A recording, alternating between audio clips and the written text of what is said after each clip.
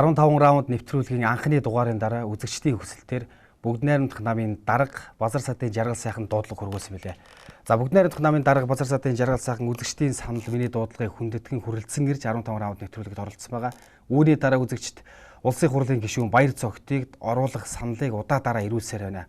За энэ санал дээр үндслэн улсын хурлын гишүүн Баяр Цогтод дуудлагыг хөргүүлсэн боловч үзэгчдийн санал миний дуудлагыг үл хүндэтгэн үл тоомсорлож өнөөдрийг хүртэл ямар нэгэн хариу өгөөгүй юм а. Ийм учраас PR News цэгмээ сайт дээр гарсан улс төрийн нийтлэлийг ичлэн улсын хурлын гишүүн Сангажвын Баяр Цаг таныг 15 раунд нэвтрүүлэгт дахин дуудаж байна. За иргэдийн дунд яригдж байгаа эргэлзээтэй 15 асуултанд та ирж хариулна уу?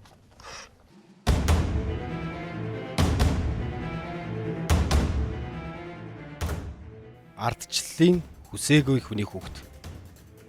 Тэрнийг одоо хүн бүрл ингэж нэрлэж байна. Төрийн тэргүү маань хүртэл Баяр Цагт Монголын төрийг ардчлалыг муухай харагдуулж байна гэж хэлв.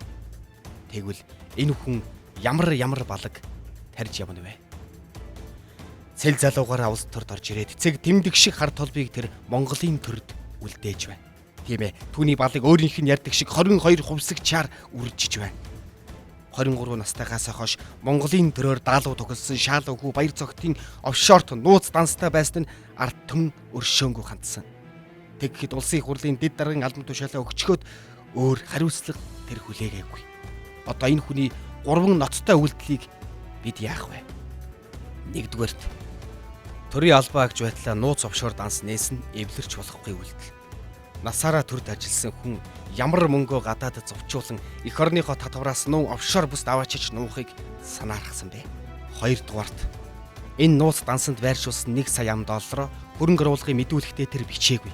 Энгийн иргэд хөрөвнөхийн халаасанд 1000 төгрөг мартах нь байтугай түүндээ хийх мөнгөгүй өлөмн зэлмэн дутуу гуцуу аж төрж байхад гадаадын далсанд сая $1 мартаж байдаг яасан давардсан ардчлалын тижээвэр түшмэл вэ тэр. 3 дугаарт тэр эх орноо хятад гэж тэмдэглүүлсэн.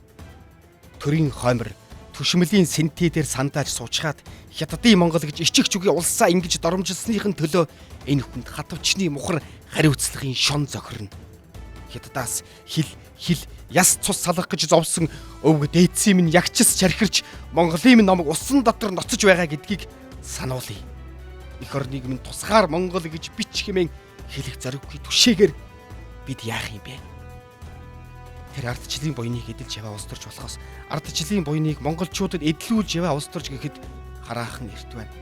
Яагаад гэвэл тэр Монголын хамгийн том үүс баялаг болох оюу толгойг ард түмэнд хамгийн ашиггүйгээр гадныханд өгөх гэрээг үзгэлэхэд хамгийн их гар бие оролцсон улс төрч. Үүний цаана их хэмжээний, үлэмж их хэмжээний хээл гахуул авилга байж магадгүй гэсэн хардлага олонний дунд явж байна. Үүнийг нотлох мэт дараахт нь Баяр Цогтын нэртэй нууц данс Монголд бус Швейцарт илэрсэн. Одоо ч энэ шууган намдаагүй байна. Зөвхөн тэрний нэр дээр байдаг данснаас гадна Лио Шу гэх хүний нэр дээр офшор компанид ч Баяр Цогтын хувь эзэмшил оролцоо байдаг тухай дуулдах боллоо. Эсвэл Лио Шу гэх чинь Баяр Цогтын хятад нэр юм уу? Тэр өнгөрсөн хугацаанд тийм их хөрөнгө хогшил цуглуулахаар бизнес эрхэлсэн билүү?